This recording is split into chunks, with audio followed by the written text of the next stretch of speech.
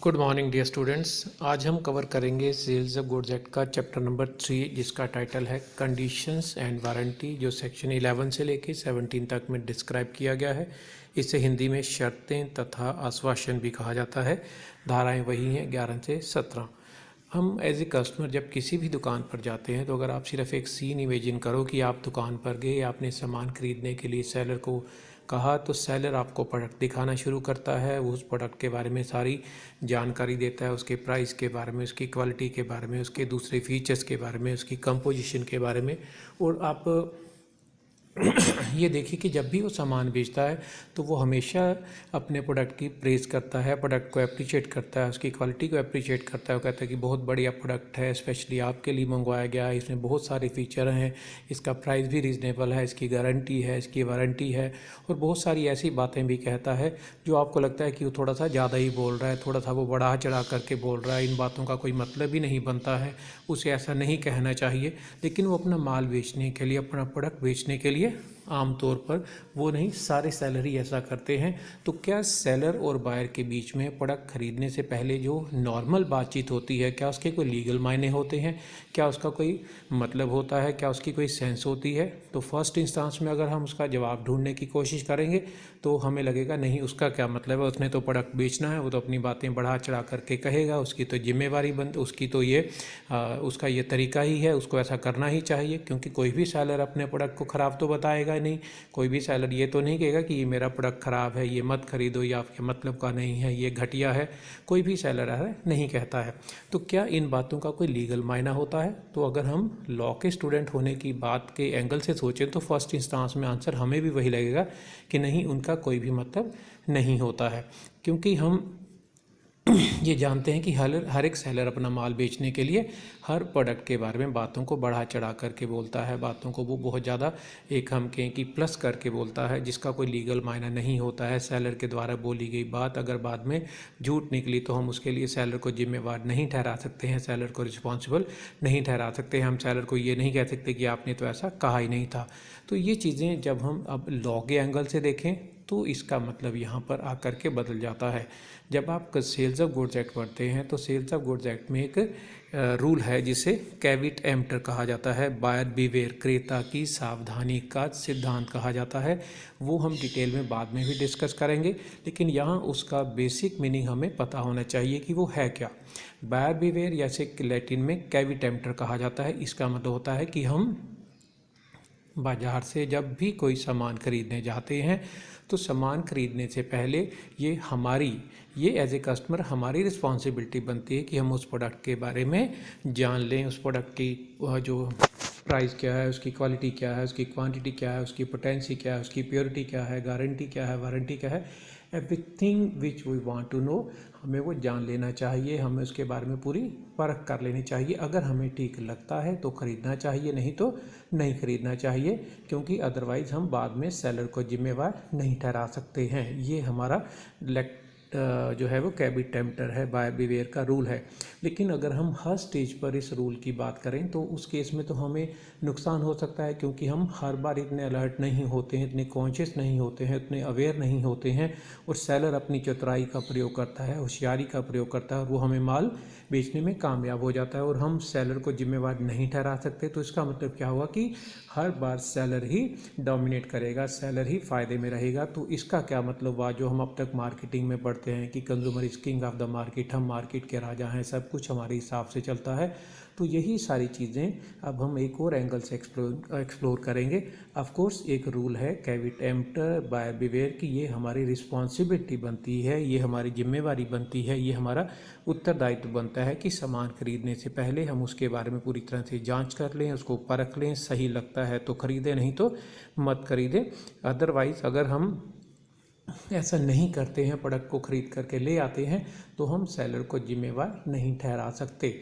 लेकिन इस रूल को हम थोड़ा सा और आगे लेकर के चलते हैं। जब हम इसे डिटेल में पढ़ेंगे, जब हम इसे और इस चैप्टर को आगे एक्सप्लोर करेंगे, तो जो टर्म हमने यहाँ पर लिखी हैं वो है कंडीशंस यानी कि शर्तें, और दूसरी हमने लिखी वारंटीज़, आश्वासन।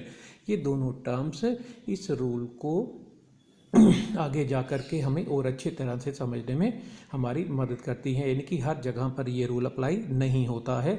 बहुत सारी जगह पर सेलर को अवेयर रहना चाहिए, सेलर को अलर्ट रहना चाहिए, सेलर को रिस्पॉन्सिबिलिटी दिखानी चाहिए, सेलर को पूरी तरह से अपनी जिम्मेवारी दिखानी चाहिए। वहाँ पर सेलर को जिम्मेवार ठहराया जा सकता है।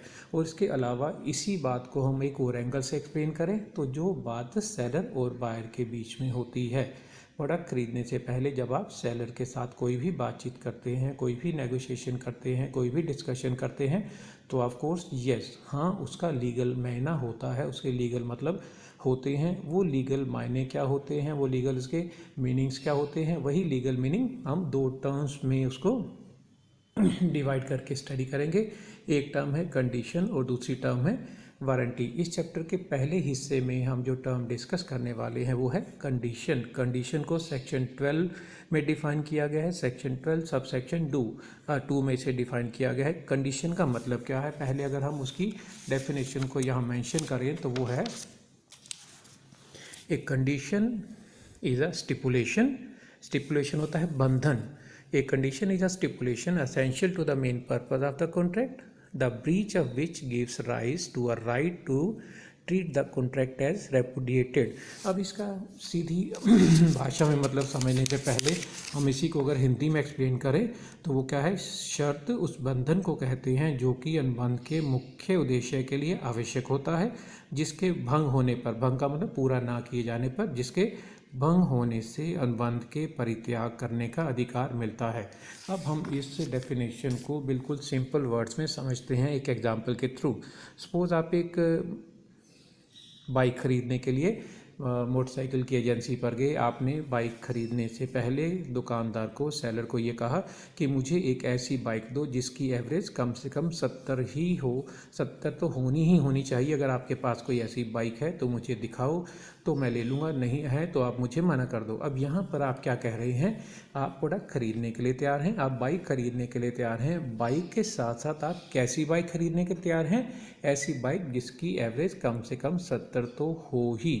आप स्पेसिफिकली मेंशन कर रहे हैं कि अगर उसके पास ऐसी बाइक नहीं है तो वो आपको मना कर दे। अब यहाँ पर आपने जो बात सेलर के सामने रखी है वो सिर्फ बात नहीं है, वो उस कॉन्ट्रैक्ट का सबसे मेन हिस्सा है, वो उसकी फाउंडेशन है जिसकी वजह से आप कॉन्ट्रैक्ट करने के लिए तैयार हैं। अगर वो पूरी नहीं होती तो आप कॉन्ट्रैक्ट करने के लिए तैयार नहीं है। तो इसका मतलब क्या हुआ, इसका मतलब है कि अब यहाँ पर आपके और सेलर के बीच में जो बातचीत हुई है वो आपने सेलर को स्टिपुलेट कर दिया, सेलर को बंधनों में बांध दिया, सेलर को आपने एक बाउंड्री दे दी कि उसे ये बात तो पूरी करनी ही करनी पड़ेगी। अब यहाँ पर सेलर अगर आपको बाइक दे देता है और उसकी एवरेज 50 निकलती है और वहाँ पर अब आप सेलर को ये कह सकते हैं कि आपकी सेलर से जो बातचीत हुई थी, सेलर ने वो बात पूरी नहीं की। अब वहाँ सिर्फ वो बातचीत नहीं थी, वहाँ सिर्फ वो एक लिटरेरी सेंस में हम कहें कि हम बातचीत करते हैं तो वो उस सेंस में बातचीत नहीं थी, अब उसके लीगल मायने थे।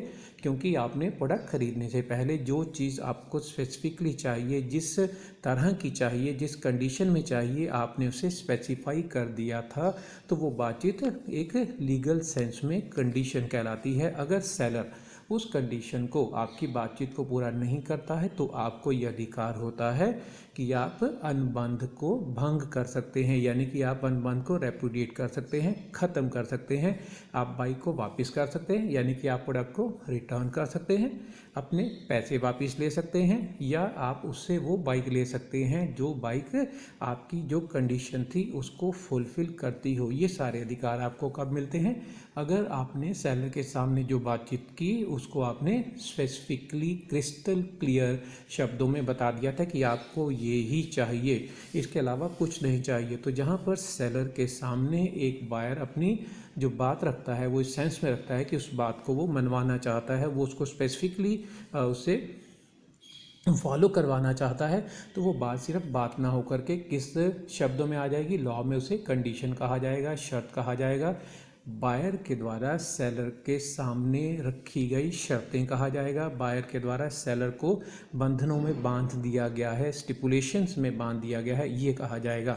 तो शर्त का पूरा ना होना आपको बहुत सारे राइट्स के तरफ लेकर के जाता है। आप कॉन्ट्रैक्ट को ख़त्म कर सकते हैं, प्रोडक्ट रिप्लेस करवा सकते हैं, आपका नुकसान हुआ है तो उसकी कंपनसेशन वसूल कर सकते हैं, आप प्रोडक्ट का प्राइस भी वापस ले सकते हैं। दूसरा हमने शब्द लिखा यहाँ पर, वो है कंडीशन के बाद वारंटी। वारंटी होता है आश्वासन, जिसे सेक्शन 12 सब सेक्शन 3 में डिफाइन किया गया है। अब वारंटी का मीनिंग क्या है? वारंटी है a warranty is a stipulation collateral to the main purpose of the contract, the breach of which gives rise to a claim for damages but not to right to reject the goods and treat the contract as repudiated।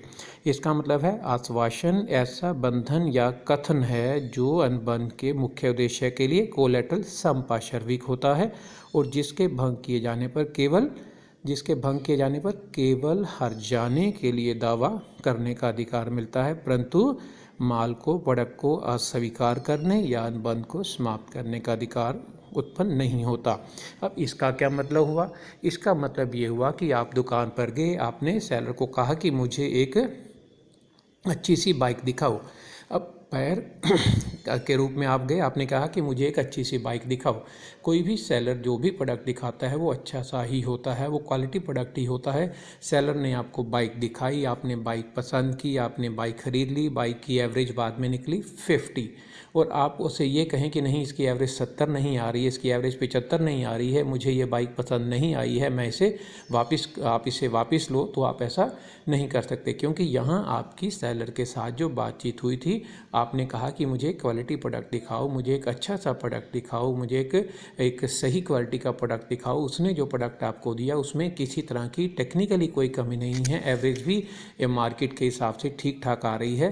तो यहाँ पर आपके द्वारा रखी गई बात जो आपने सेलर के सामने रखी थी वो कंडीशन नहीं थी, वो एक आश्वासन था कि आप चाहते थे कि अच्छा सा प्रोडक्ट आपको मिले। उसने एक अच्छा सा प्रोडक्ट आपको दे दिया।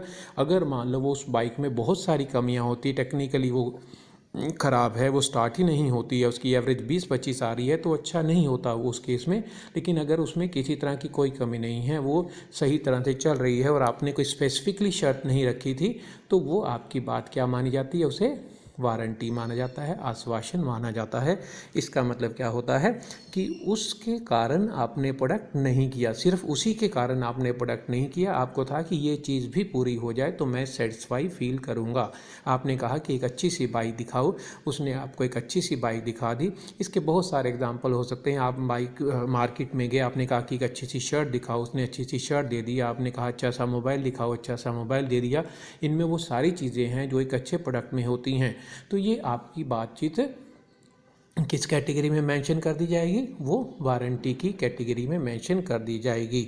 अब हम बात करें कि हम पहले भी बात कर रहे हैं सेलर से, पहले एग्जाम्पल में भी हमने यही कहा कि एक बाइक दे दो जिसकी एवरेज 70 हो और नहीं है तो मत दो। दूसरे में भी आपने कहा कि आप मुझे बाइक दो जो अच्छी होनी चाहिए।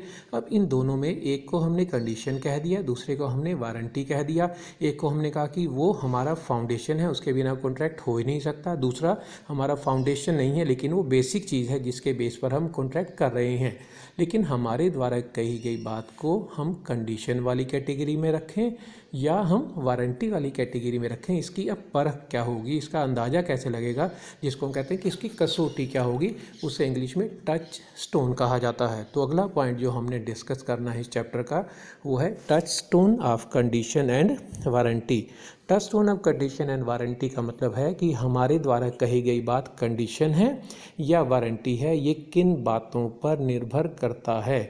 इसका पता कैसे लगाया जाएगा? तो उसका आंसर बड़ा सीधा सा है, बड़ा सिंपल सा है कि अगर हमारे द्वारा कही गई बात, अगर बायर के द्वारा कही गई बात स्पेसिफिक है, क्रिस्टल क्लियर है, वो सेलर से वो बात हर हाल में मनवाना चाहता है, तो उस बात को कंडीशन की कैटेगरी में शामिल कर लिया जाएगा। अगर एक नॉर्मल वे में बातचीत की गई है, एक रूटीन में बातचीत की गई है, वो कैजुअल वे में बातचीत की गई है तो वो कंडीशन ना हो करके वारंटी की कैटेगरी में कवर हो जाएगी। आपने कहा कि ऐसी बाइक दो जिसकी एवरेज 70 हो, नहीं तो मुझे मत दो, ये कंडीशन है। आपने कहा कि एक अच्छी सी बाइक दो जो हमें एक अच्छी सर्विस प्रोवाइड करे, तो उसने एक बाइक दे दी जिसकी एवरेज 50 निकल रही है, तो वो भी एक बेटर प्रोडक्ट है, वो भी एक सही प्रोडक्ट है, लेकिन वो कंडीशन ना हो करके वो क्या है, वो आपके लिए वारंटी है। अगर कंडीशन पूरी नहीं होती है तो आपको बहुत सारे अधिकार मिलते हैं।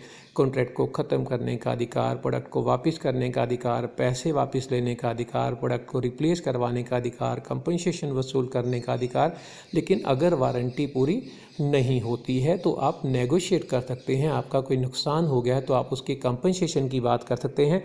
आप प्रोडक्ट को ख़त्म, आप रिप्लेस करने की बात करो, प्रोडक्ट के पैसे वापस लेने की बात करो, तो वो चीज़ें, ये अधिकार आपको वारंटी पूरी ना किए जाने की दशा में, उस सिचुएशन में नहीं मिलते हैं।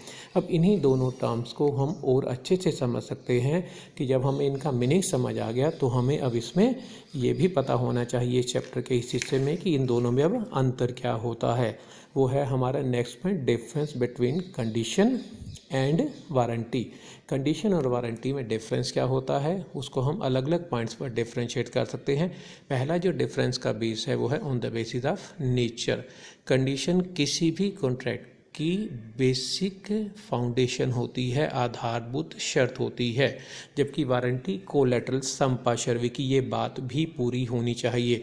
तो वो हमारे लिए बेसिक फाउंडेशन है, इसकी नेचर होती है कोलैटरल संपार्श्विक जब हम आश्वासन की बात करते हैं। फिर इसमें हमारा जो नेक्स्ट डिफरेंस का बेस है वो है right of repudiation of contract. अगर कंडीशन फुलफिल नहीं होती तो हम कॉन्ट्रैक्ट को रेपुडिएट यानी कि समाप्त कर सकते हैं, ख़त्म कर सकते हैं, प्रोडक्ट वापस कर सकते हैं, पैसे वापस ले सकते हैं। ये होता है रेपुडिएशन, कॉन्ट्रैक्ट का परित्याग किया जाना, कॉन्ट्रैक्ट को ख़त्म कर दिया जाना। वारंटी के केस में हम सिर्फ कंपनसेशन वसूल करने की बात कर सकते हैं। अगर वारंटी पूरी ना हुई then only what we can do कि हम सिर्फ अपना कंपनसेशन वसूल कर सकते हैं, हम उसको प्रोडक्ट वापस करके रिप्लेस करने की बात नहीं कर सकते, पैसे वापस लेने की बात नहीं कर सकते। फिर एक और इनका जो डिफरेंस है वो है on the basis of difference as to treatment. अगर कंडीशन पूरी ना हुई तो आपके अधिकार बहुत ज़्यादा हैं, अगर वारंटी पूरी ना हुई तो आपके अधिकार लिमिटेड से हैं। लेकिन अगर कंडीशन पूरी नहीं होती है तो आप चाहें तो उसे ब्रीच ऑफ कंडीशन ना मान करके ब्रीच ऑफ वारंटी मान सकते हैं। यानी कि हम प्रोडक्ट वापस ना करें, हम थोड़ा सा उससे कंपनसेशन ले लें और उसी प्रोडक्ट को अपने पास वापस रख लें। तो हमने क्या किया, ब्रीच ऑफ कंडीशन को ब्रीच ऑफ वारंटी मान लिया, जबकि ब्रीच ऑफ वारंटी को किसी भी तरह से ब्रीच ऑफ कंडीशन नहीं माना जा सकता है। इसके बाद इस चैप्टर को हम अभी और डिटेल में डिस्कस करने से पहले इसका एक पॉइंट यहाँ पर और समझ लें तो हमारे लिए वो आसानी हो जाएगी इस चैप्टर को अच्छे से समझने में। वो है नेक्स्ट हेडिंग इस चैप्टर का, when condition can be treated as warranty. शर्त को आश्वासन कब माना जा सकता है, यानी कि when condition can be treated as breach of warranty. आमतौर पर ब्रीच ऑफ कंडीशन में हमारे अधिकार ज़्यादा हैं, ब्रीच ऑफ वारंटी में हमारे अधिकार कम हैं। लेकिन अगर हम चाहें तो ब्रीच ऑफ कंडीशन को ब्रीच ऑफ वारंटी मान सकते हैं। ये हमारी मर्जी पर डिपेंड कर सकता है, ये हमारी मर्जी पर ही डिपेंड करता है, ये हमारी डिस्क्रिप्शन होती है, बाहर की डिस्क्रिप्शन होती है। लेकिन कुछ सर्कमस्टांसेस ऐसे भी होते हैं, लेकिन जो बात यहाँ पर स्पेसिफिकली अब क्या मेंशन की जा रही है, लेकिन कुछ सर्कमस्टांसेस ऐसे भी होते हैं जहाँ हमें ब्रीच ऑफ कंडीशन को ब्रीच ऑफ वारंटी ही मानना पड़ेगा अगर हमने कहीं कोई कमी कर दी है, कहीं कोई हमने गलती कर दी है। जैसे पहला है वो है waiver of condition. Waiver of condition होता है शर्त की छूट। वेवर ऑफ कंडीशन का मतलब होता है कि सपोज़ आपने कंपनी से माल मंगवाया, आपने कंपनी को माल मंगवाने के लिए ऑर्डर दे दिया और आपने ऑर्डर दे दिया कि आपको वो सामान 26 जनवरी तक चाहिए। आपने स्पेसिफिकली क्या डेट मेंशन कर दी, 26 जनवरी तक वो सामान आपको हर हाल में चाहिए। आपने उसे ये भी बता दिया कि ये जब सामान आपको 26 जनवरी तक ही चाहिए, उसके बाद अगर कंपनी भेजेगी तो आप वो सामान एक्सेप्ट नहीं करेंगे। इसका मतलब आपका कॉन्ट्रैक्ट क्या है, सामान को खरीदना, but at the same time with the deadline of a date जो कि 26 जनवरी है। लेकिन अगर वो सामान आपको सपोज 30 जनवरी को भेज देता है तो अगर आप चाहते तो सामान को लेने से मना कर सकते थे, लेकिन आपने ऐसा नहीं किया। आपने 30 जनवरी को वो सामान एक्सेप्ट कर लिया। तो आपने क्या किया कि आपने कंडीशन को वेव कर दिया, कंडीशन को माफ़ कर दिया, कंडीशन को छोड़ दिया, तो आप बाद में अब ये नहीं कह सकते कि मैं ये सामान आपसे नहीं लूँगा, मैं ये सामान की पेमेंट नहीं करूँगा, क्योंकि आपने खुद ही कंडीशन को वेव ऑफ कर दिया, उस शर्त की छूट दे दी। दूसरा, इसी तरह से कई बार क्या होता है वो है compulsory treatment of breach of condition as breach of warranty. Point क्या है? Compulsory treatment of breach of condition as breach of warranty. पहले केस में हमारी मर्जी पर था कि हम सामान लेते या ना लेते, हमने ले लिया तो इसका मतलब हमने कंडीशन को वेव कर दिया। लेकिन कुछ सर्कमस्टांसेस ऐसे भी होते हैं जहां पर हमने कंडीशन रखी थी लेकिन वो फुलफ़िल नहीं हुई और बाद में हम कहें कि कंडीशन फुलफ़िल नहीं हुई तो हमारे अधिकार हमें मिलने चाहिए, लेकिन ऐसा होना ज़रूरी नहीं होता। वो सिचुएशन कौन सी है, वो हेडिंग हमने ये लिखा है, compulsory treatment of breach of condition and breach of warranty. Suppose हम इसको समझें तो कैसे समझ सकते हैं? आपने कंपनी को ऑर्डर प्लेस किया कि वो आपको राइस भेज दे और राइस के लिए आपने क्वालिटी बता दी कि ए क्वालिटी के राइस आपको चाहिए। कंपनी ने जो आपको राइस भेज दिए, जो चावल आपको भेज दिए, वो उससे बेटर क्वालिटी, उससे घटिया क्वालिटी के, जो हमारी क्वालिटी बी है, वो प्रोडक्ट आपको उन्होंने भेज दिया। अब वो सामान जो आपको आपके हिसाब से मिलना चाहिए वो नहीं मिला, लेकिन आपने क्या किया कि आपने घटिया क्वालिटी यानी कि बी क्वालिटी के जितने भी चावल आपको मिले आपने आगे वो एक थर्ड पार्टी को बेच दिए और थर्ड पार्टी से आपने पैसे ले लिए। आपने क्या किया, जो सामान आपको अच्छी क्वालिटी का चाहिए था वो नहीं मिला, घटिया क्वालिटी का मिला, आपने वो आगे बेच दिया।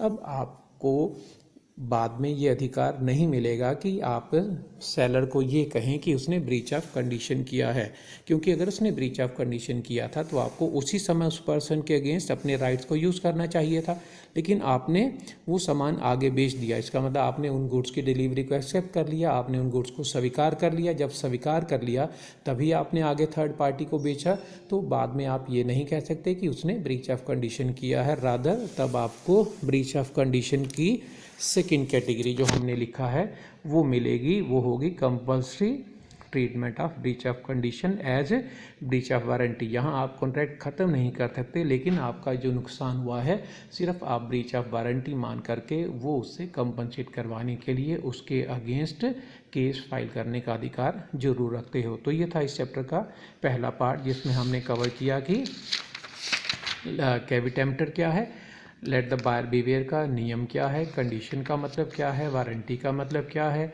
इन दोनों में अंतर क्या होता है। फिर इसके बाद ब्रीच ऑफ कंडीशन को हम ब्रीच ऑफ वारंटी कब मान सकते हैं, ये पॉइंट्स हमने डिस्कस किया। ये था इस चैप्टर का पहला पार्ट। फिर इस चैप्टर का नेक्स्ट पार्ट हम कवर करेंगे नेक्स्ट चैप्टर में। आपको रिक्वेस्ट है कि आप इस लेक्चर को बड़े ध्यान से सुनिए, क्योंकि इस चैप्टर का अगला पार्ट सारे का सारा इन्हीं पॉइंट्स पर बेस्ड है। Thank you.